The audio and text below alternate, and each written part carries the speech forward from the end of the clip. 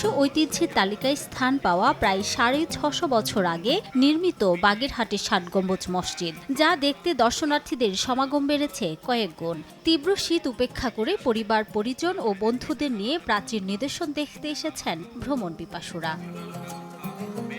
৬০ গম্বুজ মসজিদ এলাকায় রয়েছে শিশুদের জন্য বিভিন্ন রাইডস, প্রশস্ত সড়ক, নানা জাতের ফুল। অনেক দর্শনার্থী ৬০ গম্বুজ মসজিদ সহ প্রাচীন এই ঐতিহ্য দেখে উচ্ছ্বসিত। শীতকালীন সময় তো এসেও খুব ভালো লাগছে। আমার বইতে পড়েছি আর এখন আমি এটা আমার স্বচক্ষে দেখছি।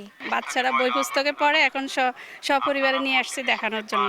আমি এই মসজিদের ভিতরে ঢুকেছি এবং খানজান আলীর যে ঘোড়াদিঘি রয়েছে, যে ইটগুলো মেরামত করা হয়েছে, আমি সেগুলো ভালোভাবে পর্যবেক্ষণ করেছি।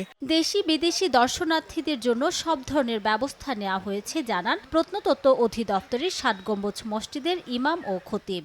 আগের তুলনায় এখানে অনেক দর্শনার্থী আসে এবং দ্বিগুণ আসে, এবং তাদের জন্য আমরা সুষ্ঠু ব্যবস্থা সব বিষয়ে এখানে প্রস্তুত করে রেখেছি। পর্যটকদের আগমন বেড়ে যাওয়ায় নিরাপত্তা জোরদার করেছে টুরিস্ট পুলিশ। টুরিস্ট জোন এলাকার সার্বিক নিরাপত্তার সর্বোচ্চ আমরা নিরাপত্তা দেওয়ার চেষ্টা করি, যেহেতু টুরিস্ট পর্যটন শিল্প আমাদের একটা রেমিটেন্স, আমাদের বিশাল একটা রেমিটেন্সের জায়গা। সারা বছর কম বেশি আনাগোনা থাকলেও শীত মৌসুমে প্রাচীন এই নিদর্শন দেখতে আগমন ঘটে কয়েক লাখ পর্যটকের। সময় সংবাদ, বাগেরহাট।